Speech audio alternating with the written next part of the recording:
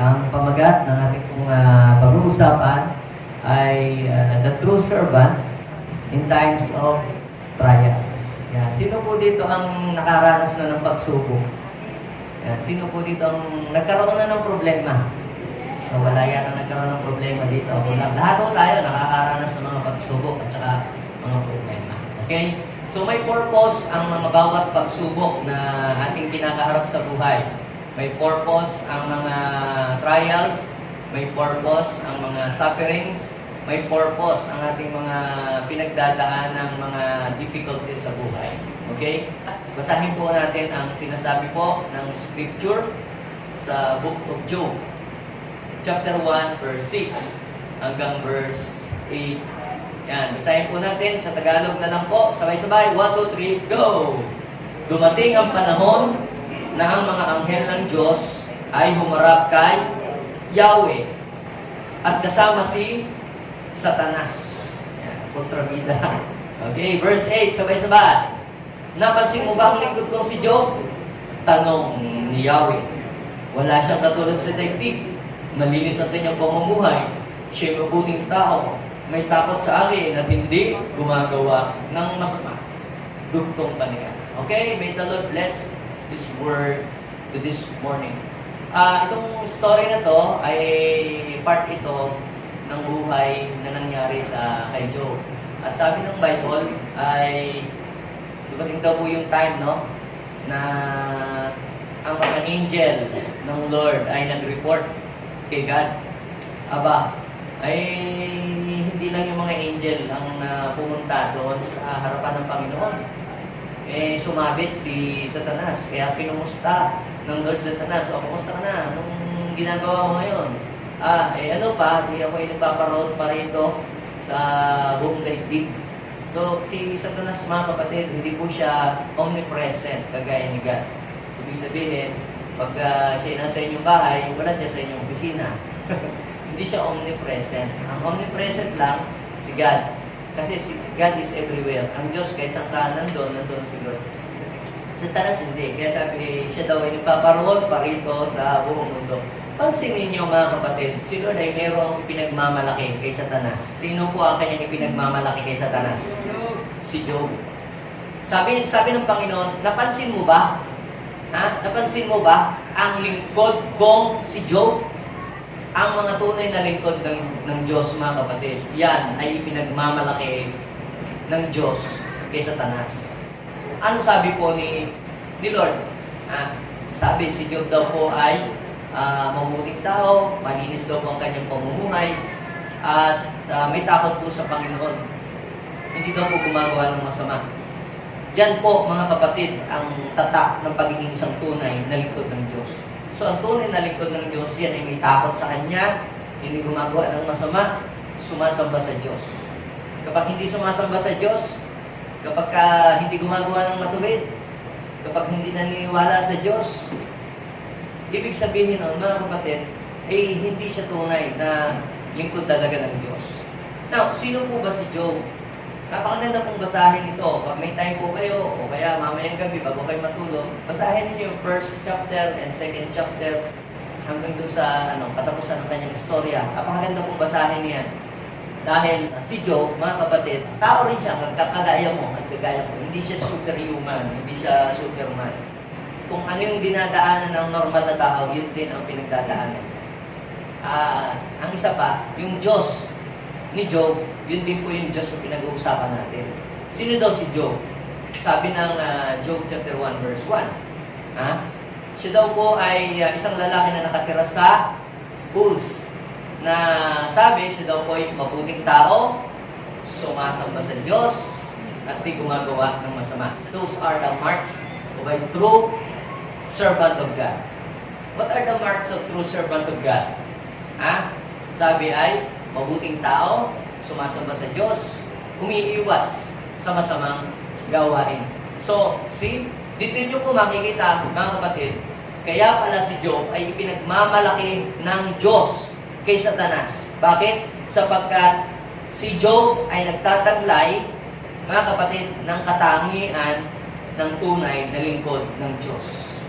In fact, Job possessed the real character of our Lord Jesus. Na kahit dumaan siya sa gitna ng sufferings, kahit dumaan siya sa gitna ng matinding mga pagsubok sa buhay, still, hindi po siya humihiwalay at hindi siya lumalayo sa Diyos. Now, let's talk about the real servant in times of difficulties.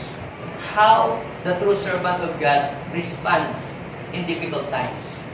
Paano naman natin bilang mga tunay na lingkod ng Diyos haharapin yung mga matitindi, mga mabibigat na problema na dumarating sa ating buhay. Now, nais kong malaman ninyong lahat na lahat ng tao na nabubuhay dito sa mundo, hindi po tayo exempted. Kahit sabihin natin, nakakakilala ka sa Panginoon, lingkod ka man ng Diyos o hindi, you are not exempted sa mga sufferings, sa mga trials, sa mga pagsubok, sa lahat ng mga problema na dumarating sa normal na tao. Habang tayo nandito pa sa mundo, mga kapatid, tayo po ay hindi exempted sa mga pagsubok na nararanasan ng normal na tao. Basta't nandito pa tayo nakatira po sa mundo. Pero, yung tunay na lingkod ng Diyos ay mayroong pagkakaiba ng paraan ng pagharap pagdating sa mga sufferings, pagdating po sa mga trials. Now, pag binasa niyo po, mga kapatid, yung chapter 1, isa natin sa chapter verse 13 hanggang verse 19, makikita niyo doon na si Satan ay pinayagan ng Lord. Pinayagan siya ng Lord na subukin si Job. Sabi ng Panginoon, ay, napansin mo ba ang lingkod kong si Job? Siya mabuting tao, siya hindi gumagawa ng masama, siya sumasamba sa akin, siya merong fear of the Lord. Kaya sabi ni Satanas, paano ka namang hindi sasambahin ni Job? Paano namang hindi siya matatakot sa iyo? Paano naman siya hindi mamumuhay ng matuwid? Ibine-bless mo siya. Pinibigay mo lahat ng kanyang pangailangan. Pinagpapala mo ang kanyang buhay. O kaya kanyang pinupuri. Yun ang akala ni Satanas. Kaya mabuting tao si Job, kaya siya ay nagpupuri sa Diyos kasi lagi siyang ibine-bless. Kaya sabi ni Satanas, subukin mo nga, God, na tanggalin lahat ng kanyang mga meron siya na yaman, tanggalin lahat. Dito, lumalabas talaga na ang plano ng tao is to steal, to kill, and to destroy. Yun talaga since the beginning, yan talaga ang kanyang mission. Kunin ang lahat ng meron ka, agawin, alisin sa iyo ang blessing na bigay ng Diyos. Makikita natin yan sa pangyayari sa story ni Job. When you read the story of Job sa chapter 1 and chapter 2, makikita po natin doon, mga kapatid. Now, ang tao ay pinapahintulot ng Diyos na dumaan sa iba't ibang mga pagsubok at problema, hindi para ang tao po ay ipahamak ng Diyos. Bakit pinahintulot ng Panginoon na si Job ay subukin? Hindi para po si Job, mga kapatid, ay pabayaan. Kundi gusto din ng Lord na matest kung ano nga ba talaga si Job. Siya nga ba talaga itunay na lingkod ng Diyos o fake na lingkod ng Diyos? Naalala ko po nung kami po ni Brad Omi noon, pumunta kami ng Malasiki, yung nag-team building kami noon. Pinasaulo sa amin yung ABCD ng karakter ng isang a good person. Natanda ko lang yata doon, 4, yung letter A. Arrive a little early before the exact date or time. Pag nanonood ho kayo ng sine, dumating kayo na sa gitna na, hindi nyo na maintindihan kung ano yung istorya, di ba? So, yung letter A, hindi ko na alam yung C, nakalimutan ko na Tapos, yung isa po ko natandaan doon yung letter N, yung never say never. At ang isa ko pang natandaan doon, sa sinaulo na may ABCD yun Yung pong yung F. Ano yung F? Fire is the test of gold, adversity is the test of character. Now, fire is the test of gold. Sabihin nga natin, fire is the test of gold. Adversity is the test of character. Now, inaalaw ng Diyos na tayo ay dumaan sa mga adversities, sa mga trials, persecution, and problem para i-test yung ating character. Siyempre, madali naman nga sabihin natin mahal na mahal natin si Lord pagka okay ang lahat Pagka meron kang masarap na kinakain. Ano kaya kung wala kang makain? No? Masabi mo pa rin kayang mahal ko ang Diyos? Masabi mo pa rin kayang kailan may di kita ipagpapalit? Ha? Pagkat sa piling mo ay langit. Paano kung impyerno? Paano kung kabaligtaran? Ha? Yung mga tao, ikaw ay ina-accuse ka. Yung mga tao, ikaw ay sinisiraan. O, di ba? Madali nga namang purihin ng Diyos pagka okay ang lahat. Ano? Paano kaya kung kabaligtaran? So, ang tunay na gold, di ba? Sabi nga, fire is the test of gold. Ang tunay na gold, pag dumaan yan sa apoy, anong nangyayari sa gold? Lumalabas ang kanyang pagiging pure. Pero yung hindi tunay na ginto, pag dumaan sa apoy, nagiging abo. Di ba? Ang kahoy, pag dumaan sa apoy, anong nangyayari? Nagiging abo. Ang plastic, pag dumaan sa apoy, nagiging abo siya. Ang dayami, pag pinadaan mo sa apoy, anong nangyayari? Nagiging abo siya eh. Oh, kapag ka po dumaan sa apoy, ang clay, umiitim. Di ba? Ang bato, pag dinaan mo sa apoy, nadudurog at umiitim. Pero, ang gold, pag pinadaan mo sa apoy, lumalabas ang kanyang pagiging totoong ginto. Gayon din ang mga real servant ni God. Kapag dumadaan sa pagsubok, kapag dumadaan sa mga problema, lumalabas ang pagiging totoo niya. Ha? How the true servant of God respond in difficult times. Tingnan natin, suriin natin, paano ba ang isang tunay na lingkod ng Diyos tumugon? Paano ba niya hinaharap yung mga mabibigat na mga suliranin na dumarating sa kanyang buhay? So tingnan natin ang buhay ni Job. Kasi sabi ng Panginoon, si Job daw po ay kanyang lingkod na yung pinagmamalaki. Yun, tingnan natin sa kanya. Ha? Kung ano yung ipinakita niya nung siya ay nandoon sa matinding pagsubok. So, ano po ang makikita natin na ginawa po ni Job? Sabi po sa chapter 1, verse 13 to 19 ng Book of Job, ha? Lahat po ng kanyang kabuhayan, habang daw po nag-iinuman, yung kanyang mga anak, yun ang mahirap eh, ha? Bigla daw pong tinamaan ng ipo-ipo, yun daw pong kanilang pinagtitipo ng bahay at bumagsak. Alam niyo po ang nangyari? Patay po lahat ng mga anak po ni Job. Ang natira lamang po, isang alipin para mag-report sa kanya.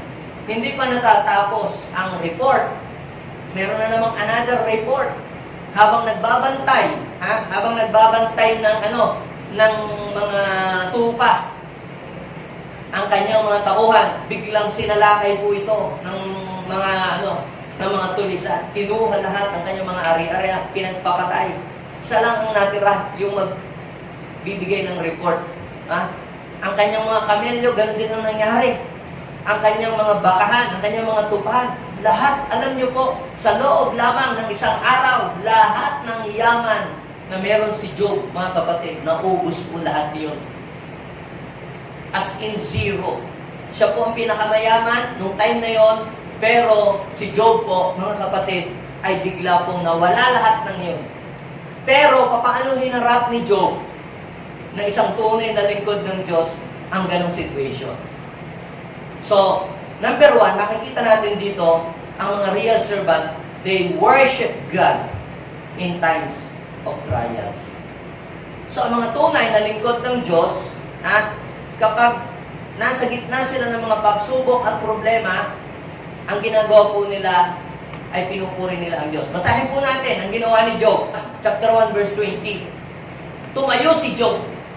Imagine nyo, sunod-sunod yung kumbaga hindi ka pa nakaka-get over doon sa isang kumbaga hindi pa nagsising in sa iyong nangyari, doon sa iyong bakahan, yan na naman, problema, sunod-sunod, di ba? Ikaw nga, problema sa ilaw, problema sa tubig, problema sa bahay, sunod-sunod ang naniningil, naiirita ka na eh. Nagwawala ka na, di ba?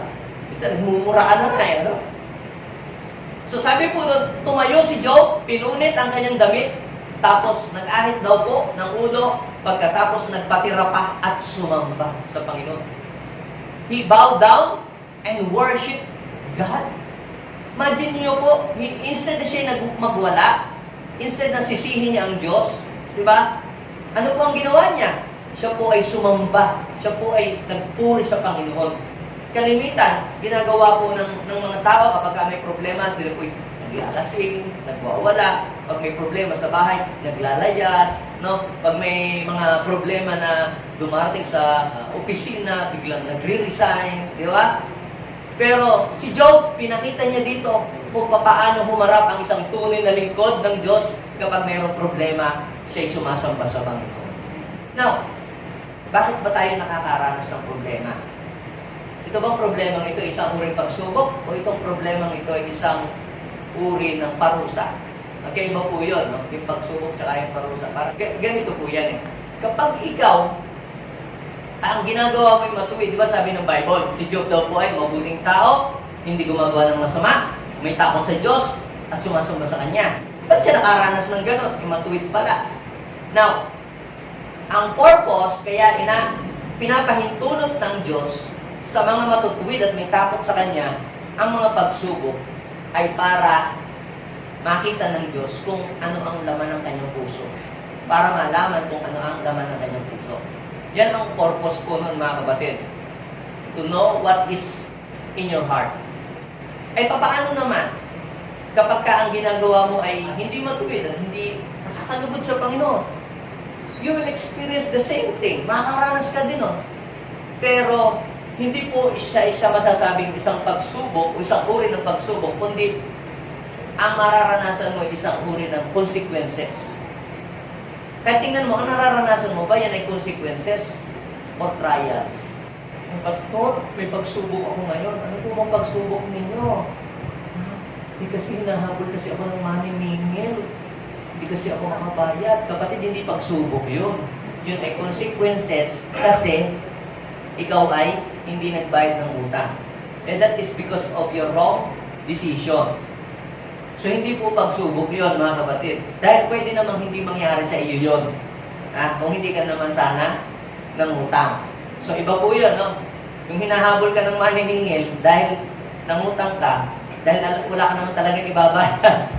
Nilaksan mo na ang loob mo mangutang, pero wala ka naman talagang sadyang ibabayad. Tapos nung makutang ka na, hinabol ka ng maniningil, nagagalit ka, Panginoon, wala ko pagsubok. Hindi pagsubok yun. Yun ay consequences dahil ikaw ay umutang. Ito, wala naman siyang inargabyado. Si Job, wala siyang inargabyado, wala siyang inutangan, di ba? Wala siyang nilokong kapwa. Siya po ay matulungin sa kapwa.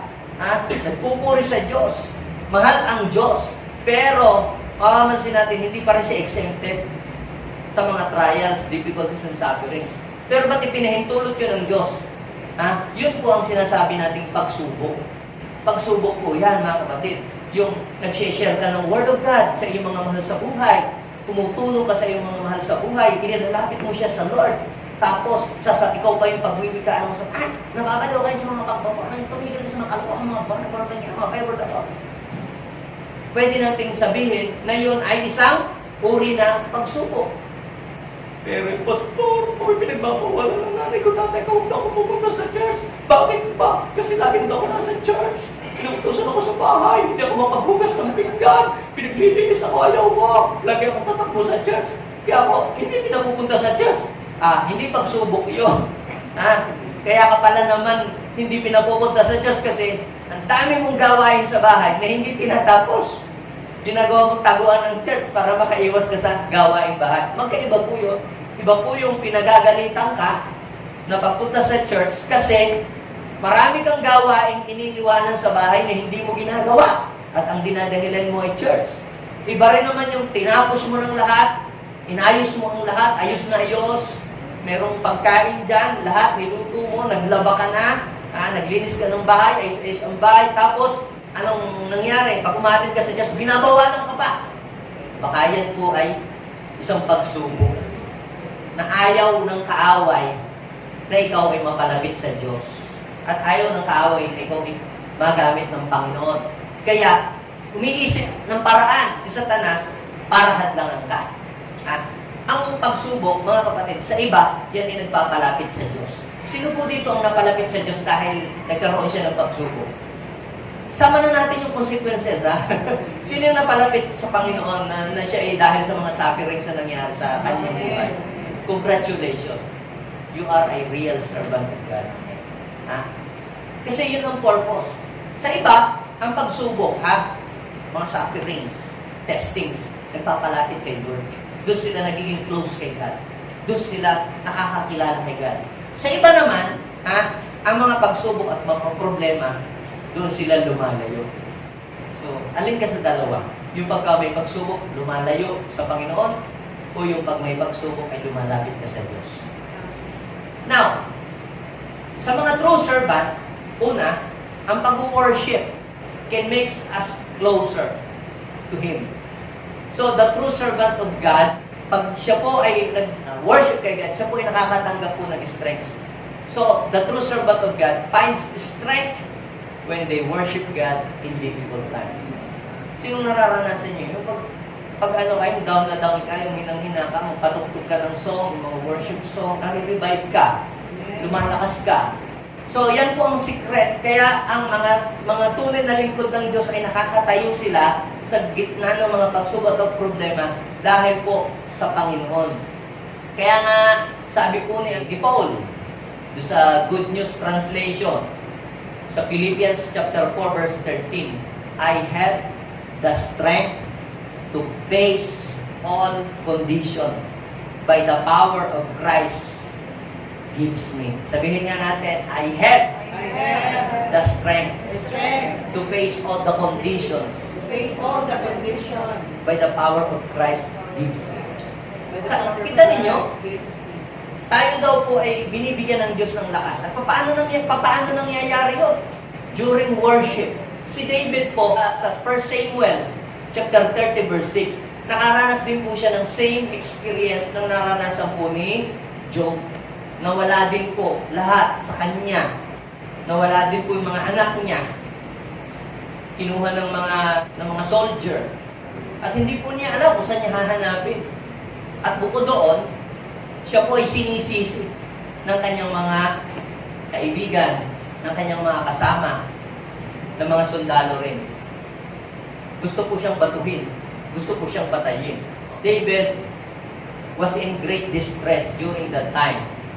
But David found his strength in the Lord. The true servant of God finds his strength during worship.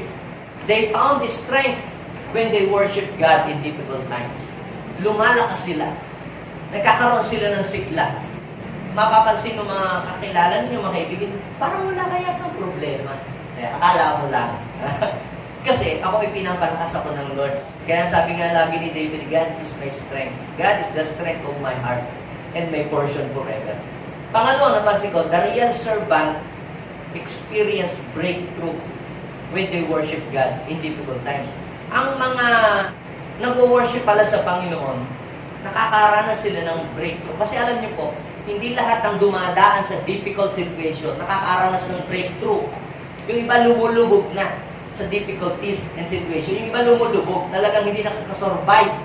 Pag sinabi po kasing breakthrough, ibig sabihin makawala ka doon sa sitwasyon na kilalalagyan mo na nagpapahirap sa iyo. Pag sinabi breakthrough, ibig sabihin parang nasa Bartolina ba? Bartolina. Yung parusa dati, yung panahon ng hapon, yung pagka nakita nila na ikaw ay hindi ka faithful sa kanila, Bartolina kanila. Yun po ay sarado sa kaliwa, sarado sa kanan, sarado sa harapan, walang bintana. Kaya Bartolina, hindi ka makakakilos sa ganyan. Ha? Bakal yun. Ngayon, pag sinabing ikaw inado sa ganong situation, yung bang parang hindi mo na alam kung paano ka makakaalis doon sa ganong sitwasyon. Sa Bartolina, mga kapatid, napakadilim. Pero ang mga real servant ni God, kapag sila ay nag-worship sa Panginoon, they will experience breakthrough when they worship God in difficult times. Naalala niyo po yung kwento ni Silas and Paul sa Acts chapter 16, verse 25 and 26. Sila po ay binartolina. Sila po ay ikinulong. Pero habang sila ay naandoon sa bilangguang yon, ang ginawa po nila nung hating gabi, sila daw po ay nananalangin at umaawit ng hymns. So, ibig sabihin, sila po, mga kapatid, ay nag-worship. Imagine, nandoon sila sa ganong sitwasyon, nakagapos nakatanikala ang kamay paa, tapos nakakulong pa, nagawa pa nilang mag-worship. Parang ang hirap ng sitwasyon yun eh. Marami tayong dalang, ba't di ka nakapag-pray? Kasi may singaw po ako eh. Diba, minsan ganun. Kasi nilalagdag po ako, kaya hindi po ako nakapag-pray. Barado po kasi ilong ko, kaya hindi po ako nakapag-pray. Ito, mas mahirap pa doon sa barado ang ilong at may singaw. Di ba tayo nga, may singaw nga lang, hindi nga tayo na makapag-pray. Pero ito, nakagapos ang kamay pa, nakakulong pa. Marami pang mga sugat sila kasi binugbog sila. Pero, pansinin nyo, ang ginawa po niya, despite of those things na naranasan nila, sila po'y nagpuri, sila po'y nanalangin. And you know what happened? Habang nakikinig daw po ang mga bilanggo, nagkaroon po ng earthquake at bigla daw pong nayanig yung foundation ng bilangguan. At sabi ng Biblia, bigla daw pong nakalag. Yun daw pong mga tanikala nila. At nabuksan ang mga pinto. Nakalag ang mga tanikala ng lahat ng bilanggo. Alam niyo po ba, in the spirit, kapag nasa gitna ka ng problema, yung lahat ng mga bilangguan na pinaglagyan sa iyo ni Satanas at binubuksan ng Diyos ang pinto at kinakalag ng Diyos ang mga chain mo sa iyong buhay. Kaya sabihin mo sa iyong katabi, ang tunay na lingkod ng Diyos, sumasamba sa Diyos sa gitna ng mga pagsubok. Do you want to experience breakthrough in your situation? Basta hindi mo na ako makaka-worship, tsaka hindi mo na ako attend. Ang dami-dami kong mga problema ngayon. Lalo ka nang lulubog niya. Sino pang tutulong sa'yo? Basta hindi mo na ako attend, ayusin ko muna ang buhay ko bago ako umattend sa church. Para bagang expert kang mag-ayos ng buhay mo. Mas dapat mong kailangan lumapit sa Diyos sa panahon yun. Ay, papakatino muna ako, pastor, bago ako umattend sa church. Ayusin ko muna ang buhay ko, aayusin ko muna ang family ko, and then I will attend the church someday. I am telling you, hindi mo maaayos. Because apart from God, you can do nothing.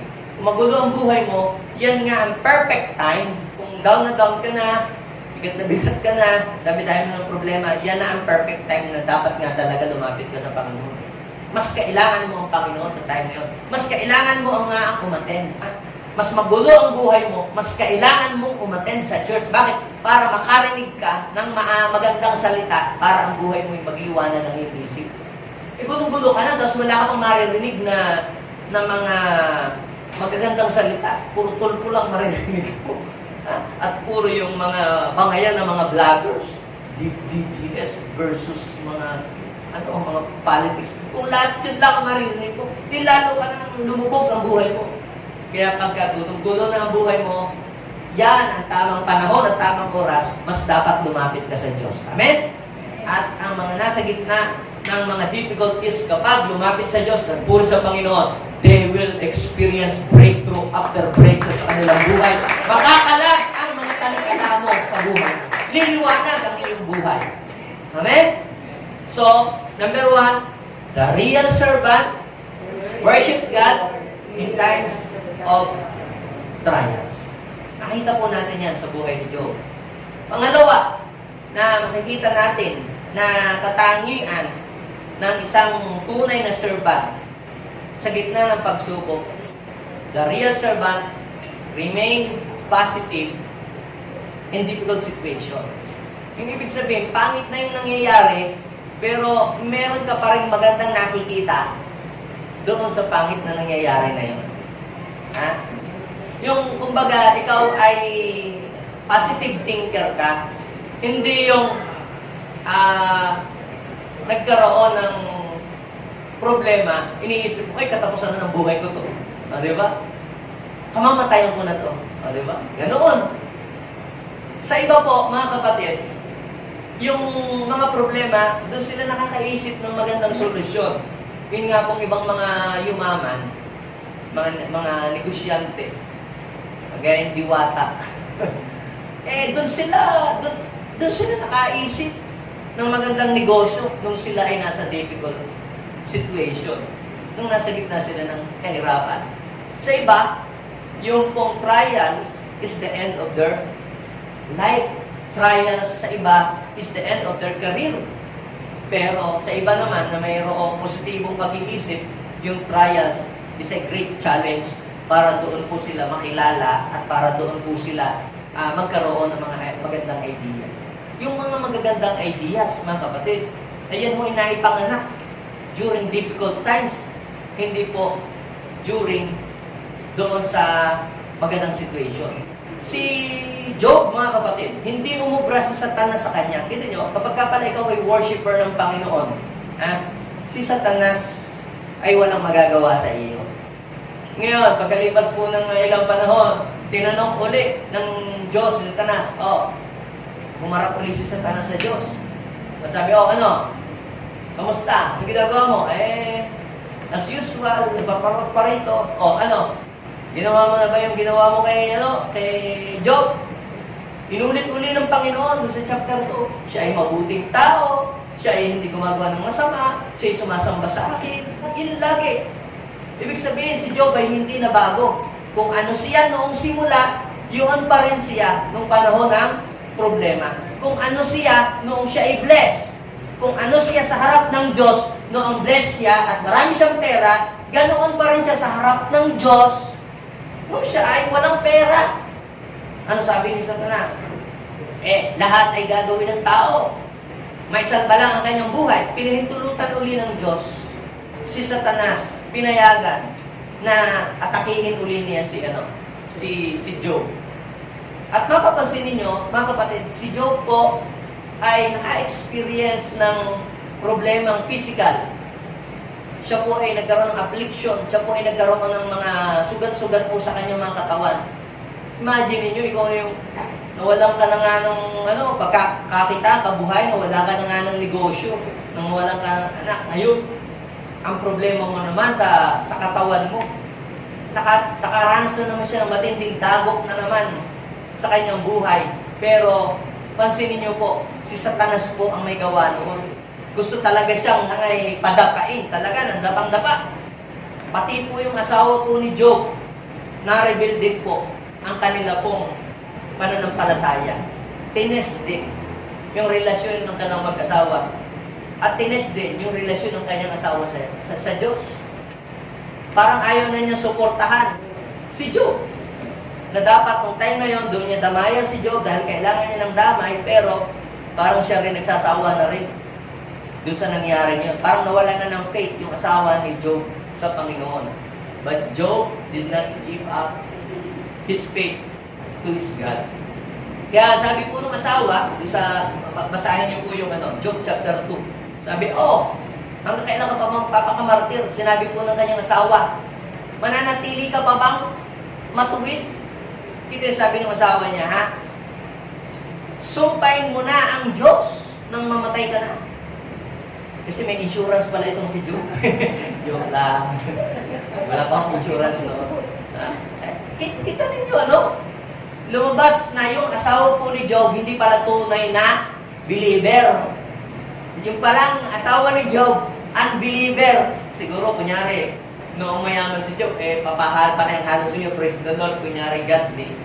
Lumabas yung tunay na ikangay kulay ng asawa ni Job, nung si Job ay dumadaan na sa difficulties. Kaya, tama fire is the test of God. Adversity is the test of character. Lalabas talaga yung character mo Kasi, madali naman natin itago ang ating mga ugali, ang ating mga, pwede tayo maging mahinahon. Kunyari, kung tunay na maging mahinahon, hindi lang yung mahinahon ka sa panahon walang mga dilubyo o problema, sa panahon kaya ng pagsubok, magano'n pa rin kaya. Lalabas yun. Ilalabas yun ang pagsubok. Ilalabas kung ano ang tunay na ikaw. At yun ang nangyari sa asawa po ni Job. Pero si Job, positive thinker siya. Kita niyo po, ano sabi niya sa verse 10? Ang sagot ni Job, hindi mo naiintindihan yung sinasabi. Kita niyo, mas malawak, ang mga tunay na lingkod ng Diyos, malawak ang perspective ng isang tunay na lingkod ng Diyos. Hindi lang siya nakatingin doon sa, kumbaga sa isang malaking picture, hindi lang siya doon sa kaunting tuldok nakatingin. Nakatingin siya sa big picture. Tingnan niyo, sabi niya, pagpapala lang ba ang tatanggapin mo sa Diyos? After ka lang ba sa blessing? Yun po yun, mga kapatid. Sinabihin niyo yung kanyang asawa, bakit? Blessing lang ba ang gusto mo sa Diyos? Kaya ka nag-worship? Kasi sabi ng kanyang asawa, Job, sumpain mo na ang Diyos mo. Bakit Diyos mo? Di ba Diyos natin, nung magpakasal tayo dalawa, di ba? Wino-worship natin, ba't ngayon mo Diyos ko na lang? Sabi. Sabi ni Job, pagpapala lang ba ang tatanggapin mo sa Diyos? Hindi ba natin tatanggapin kung bigyan niya tayo ng pagdurusa o pagsubok sa buhay? Di ba? So, dito makikita natin, mga kapatid, the real servant has a right perspective. Kapag merong mga problema, para sa kanila, panandalian lang yan, matatapos din yung pagsubok na yan. Malalampasan natin ito. Yun yung mga taong mayroong mga positibong pananaw pag may pagsubok. Para sa kanila, ang pagsubok hindi katapusan. Sabihin mo nga sa iyong katabi, your trials is not the end of your life, but the beginning of your miracles. Sino naniniwala doon? Ang miracle ay nangyayari yan, hindi sa panahong maaliwalas. Hindi sa maaliwalas na sitwasyon ng buhay. Agree ba kayo doon?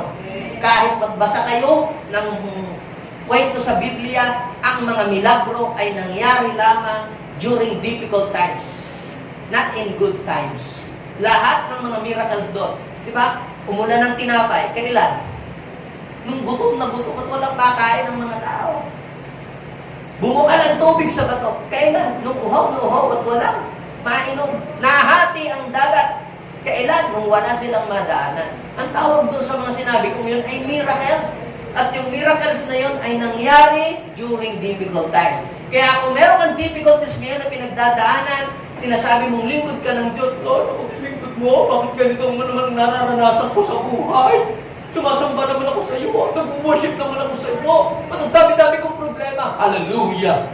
Your problem is not the end of your life, but the beginning of your life. Yan, magpapakita ang Diyos ng mga himala sa buhay mo para marami kang mga patotoo.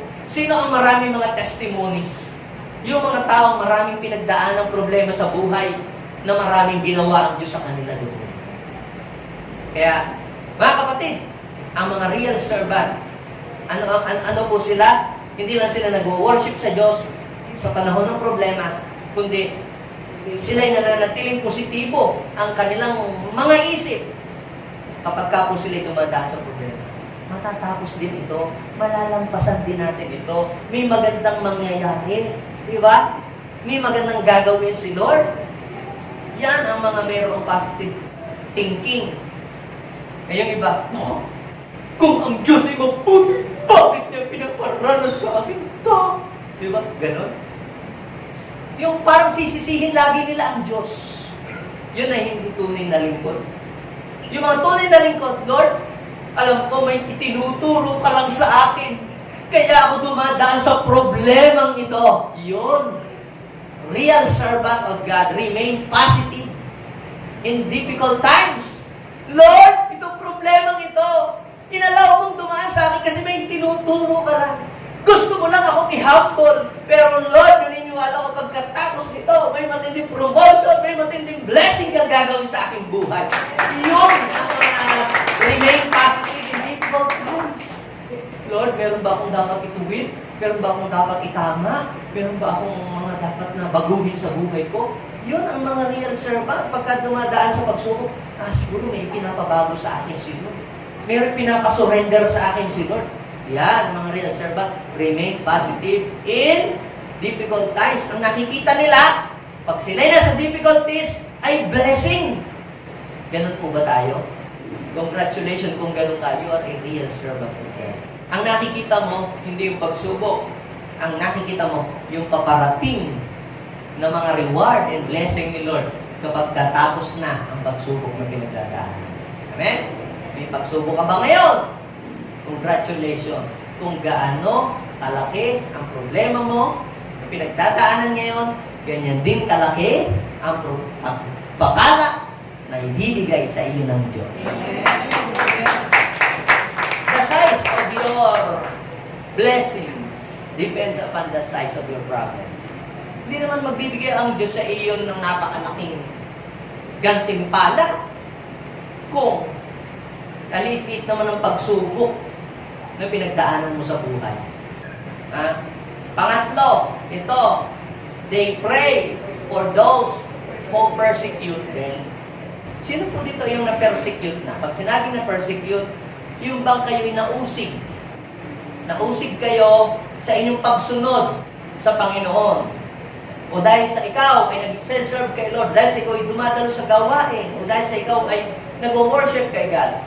Wala kang ginagawang masama sa iyong kapwa, sa iyong mga kasambahay, mabuti nga lahat ang ginagawa mo, pinapakita mo yung karakter ni Christ, sinisikap mong maging maganda ang patutuko mo sa kanila, pero still, ang nakikita pa rin nila, pangit. Ang sinasabi pa rin nila sa iyo, masama. Ang tawag doon ay persecution. Kaya sabi ng Biblia, di ba? Matthew chapter 5, verse 10 hanggang 12.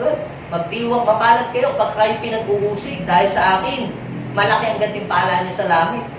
Okay, inuusig ka dahil sa iyong pananampalataya kay God. So, sino nakaranas na ng pag-uusig dahil nakilala niya si Lord? Ha? Sabi, malaki ang gantimpala mo, natatanggapin sa Panginoon.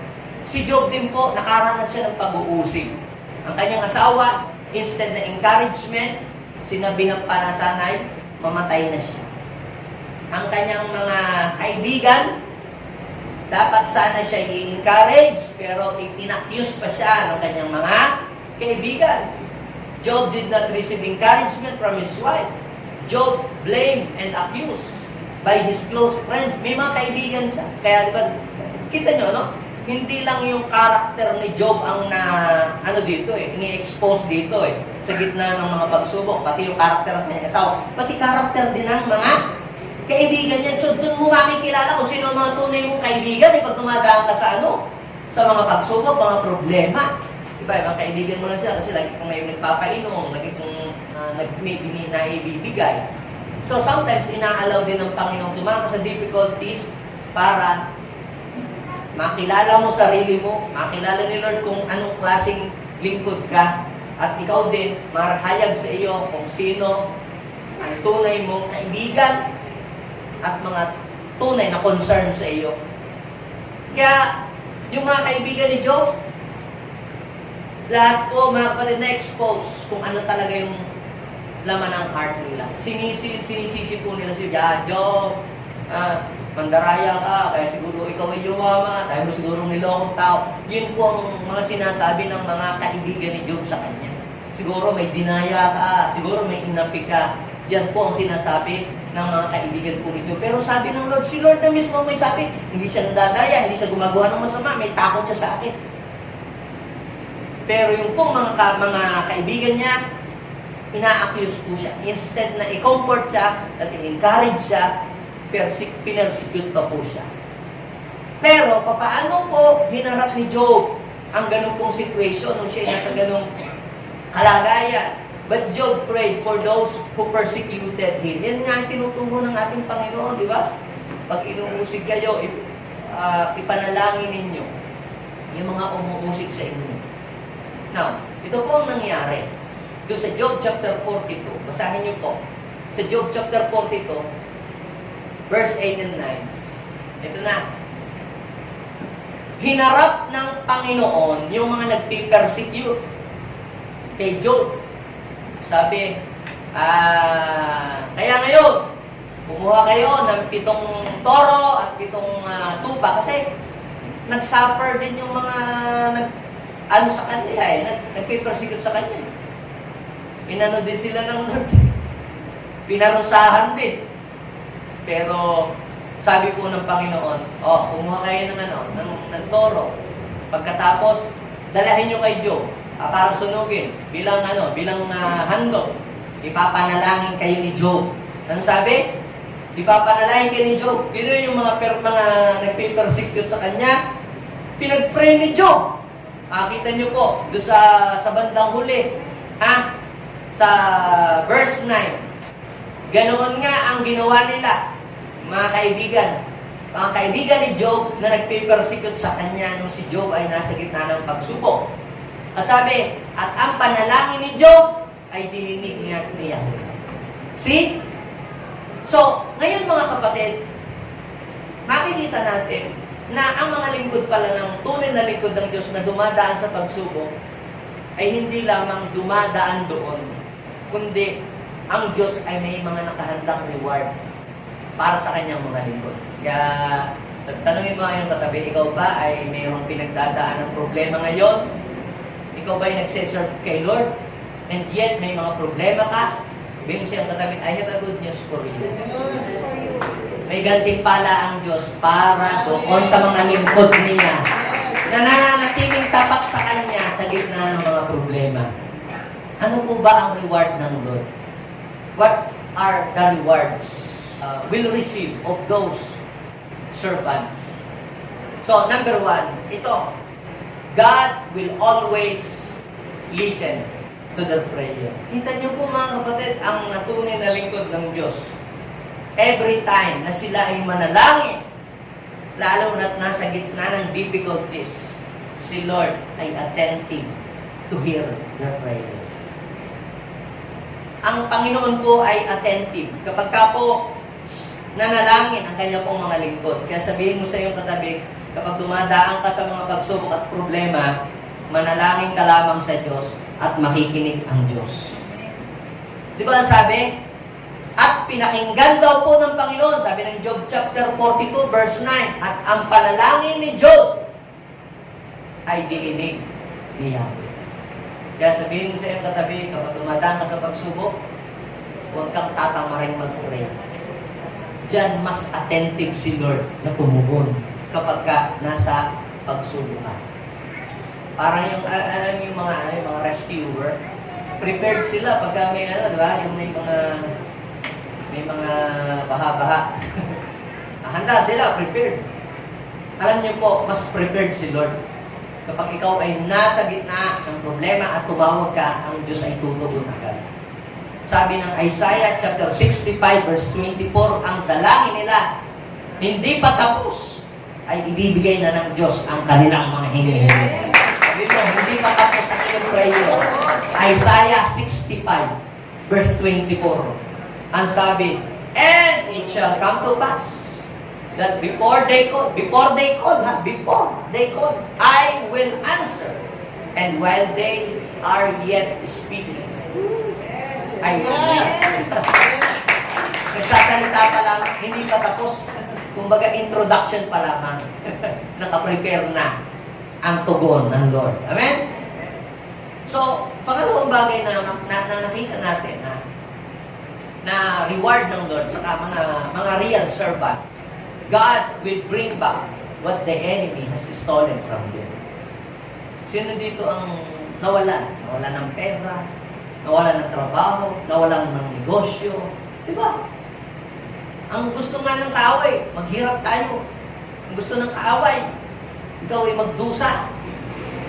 Pinipilit na kunin ang iyong mga blessing. Di ba ganyan ang nangyari kay Job? Subukin mong alisin lahat ng pera sa kanya, lahat ng yaman niya, ewan ko na lang kung hindi kanya sumpain. Kita niyo ang kaaway, gusto niyong agawang ka.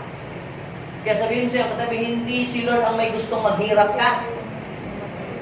Hala nung iba, pagka sila'y mahirap ay banal, Lord, pagka po kami naghihirap, kami po'y malapit sa iyo. Hindi naman ho totoo. Hindi ho lahat ng naghihirap malapit sa Diyos. Pansinin ninyo, ang sabi po ng Bible sa Job chapter 42, basahin natin. Ang kabuhayan ni Job ay ibinalik ni Yahweh sa dati. Kaya sabihin mo sa iyong katabi, pag ikaw ay lingkod ng Diyos, mawala man ang mga bagay na meron ka, at ikay na natiling tapat sa Panginoon sa gitna ng mga pagsubok, huwag kang mag-alala, ibabalik ng Diyos ang lahat na nawala sa iyo. Ang mga tunay na lingkod, mga kapatid, naka-insured sa langit. Amen. Angin mo yung insurance, di ba? Pagka bahay mo nasunog at naka-insure yung bahay mo, di ba? Kung magkano yung tawag doon, value na wala, di ba? Ganun yun, di ba? Kaya sabihin mo sa iyong katabi, meron ka palang spiritual insurance. Ay maganda may insurance ka na sa lupa, may insure ka sa langit. God will bring back what the enemy has stolen from you. Lahat ang nawala, ibabalik ng Diyos. Sinong naniniwala doon? Ibabalik ng Diyos ang lahat ang nawala sa Kanya. Ikaw may nalugi sa negosyo, ikaw may nabankrupt, kapatid, kayang ibalik ng Diyos nang higit pa sa doon ang mga nawala sa iyo. Basahin nyo, Job chapter 42, verse 10. At the noble pa, you will receive a double. Sabihin mo sa Diyos, hindi lang pinapakinggan ng Diyos ang prayer, hindi lang ibinabalik ang inagaw ng kaaway. Yung pangatlo, alam niyo kung ano ginagawa ng Panginoon? God will send a double blessing. Para lamang yun sa mga tunay na lingkod, ha? Exclusive lang ho yan sa mga tunay na lingkod ng Panginoon. Ano ba ang mga tunay na lingkod ng Diyos? Ang mga tunay na lingkod ng Diyos, pag may problema, instead na wagwala, instead na mang-away, nag-worship. Ang tunay na lingkod ng Diyos, remain positive in difficult times. Ang tunay na lingkod ng Diyos, pag may umaaway sa kanila at nag-papersuit sa kanila, hindi rumirest back. Ipinag-pray-pray na lang. At ang pinagpapa sa Diyos ang pagliganti. Sabi naman, vengeance is mine. At huwag kang mag-alala. Parang sa tingin mo, parang argabyado ako doon. Anong huwag gumanti? Ang sama nung ginawa sa akin. Pero, teka, kapag nagawa mo yun, may malaking gantimpala na ipagkakalog sa iyo. God will hear your prayer. God will bring back what the enemy has stolen from you, and you will receive a double blessing from heaven. Amen? Sinong gusto iyo? Kaya, di ba sabi, dinoble pa ng Panginoon. Job chapter 42, verse 10. At dinoble pa ng Panginoon ang lahat daw po ng kanyang kayamanang nawala sa kanya. Pagdating doon sa verse 11, nagkaroon ng party-party, pati yung kanyang mga mahal sa buhay, nagbigay sa kanya ng gift ng mga ginto. At pag binasa niyo pa po, pag binasa niyo the whole story, ang ganda ng story na yan, nagkaroon daw po sila ng party, tapos, anong nangyari? Sa the following verses, yung pong kanyang mga tupa, ni-restore ng Lord, lahat ng kanyang yaman, tapos binigyan pa uli siya ng Lord ng mga anak. Pinakamaganda daw po sa balat ng lupa. At sabi, ang buhay daw po ni Job, umabot pa ng 140. Kaya hindi lang po pala double blessing. Will also experience a long life. Amen?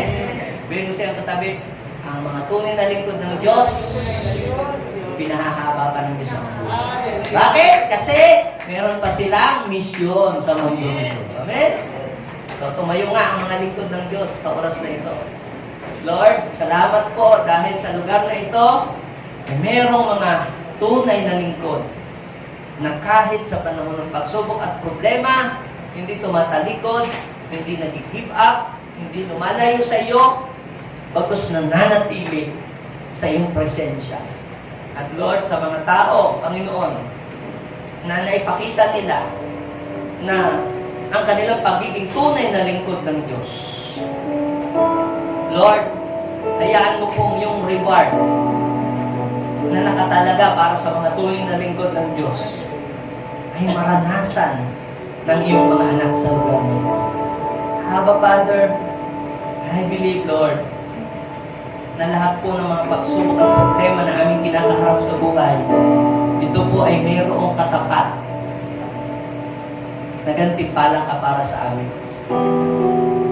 And Lord, help us na maipakita namin sa iyo na kami, Panginoon, ay tunay na lingkod. Panginoon, touch the heart of your people in this place. Let's come before the Lord. Magpakumbaba tayo. Kung may mga pagsubok po o problema or difficulties or pressures na dumating sa ating buhay at tayo ay nagsalita ng negative against God, tayo ay nagalit o nagreklamo sa Panginoon na minsan nasabi natin na, Lord, para naman yata pong wala naman yata pong saysay ang maglingkod sa inyo dahil, Lord, kung kailan ako nagsiserve, kung kailan ako lumalapit, bakit ganyan? Tsaka sunod-sunod ang problema. Kung tayo po ay nagreklamo sa Panginoon, normal lang. Karapatan natin maghinga ng nararamdaman natin sa puso natin. Pero kung nakapagsambit na tayo ng mga hindi kaaya-ayang salita sa ating Master, pwede po tayo mag-sorry sa Panginoon. Lord, I'm sorry. Kasi hindi po ako naging positibo ang pagtingin doon sa mga nangyayari sa akin.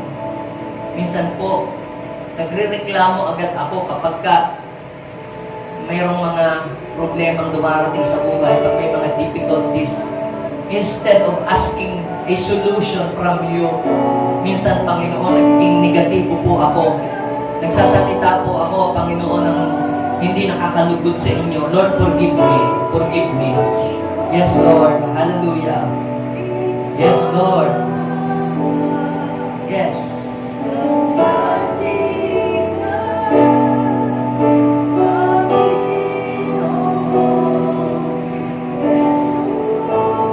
Atin po ilagay ang ating kamay sa ating puso at sabihin po natin ang panalangin ng Panginoong Jesus. Ako po ay lumalapit sa iyo. Nais ko po na maging isang tunay na lingkod. Tulungan niyo po ako na maipakita ko na ako ay tunay na lingkod. Kahit sa gitna ng pagsubok o kahit sa gitna ng kahirapan o matitinding problema, hindi ako bibitaw sa iyo. Ako po ay mananatili na susunod sa iyong kalooban. Tawarin niyo po ako sa mga salita na aking nabibigkas na hindi nakakalugoy sa inyo kapag ka po ako'y dumadaan sa mga matitinding pagsubok. Patawarin niyo po. Linisin niyo po ang aking mga labi. Linisin niyo po ang aking puso at tinatanggap kita sa buhay bilang aking tagapagligtas. Maraming salamat po, Panginoon. At inaangkin ko po ang gantimpala na inalaan mo para sa iyong mga lingkod. In Jesus' name.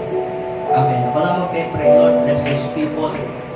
Help us, O God, to walk as a true servant of God in the midst of trials and trouble. Help us to show, O God, the attitude of a real servant in times of problems. Na iba kami, Panginoon, sa mga hindi kumikilala sa iyo. Iba kami, Panginoon, sa mga nagpapanggap na lingkod mo, Panginoon. Pagkos makikita sa amin ang ugali, ang karakter ni Christ, kapag dumadaan kami sa pagsubok, makikita na kami, Panginoon, ay kagaya ng ginto na dalisay na totoo. Panginoon, na makikita sa amin ang ningning ni Kristo. Maraming salamat. Bless your people, O God. Pagpalay mo bawat salita ka ng tinanggap at anumang salita yun, kanilang pinanghawakan, maganap ito sa kanilang buhay. In Jesus' name. Amen.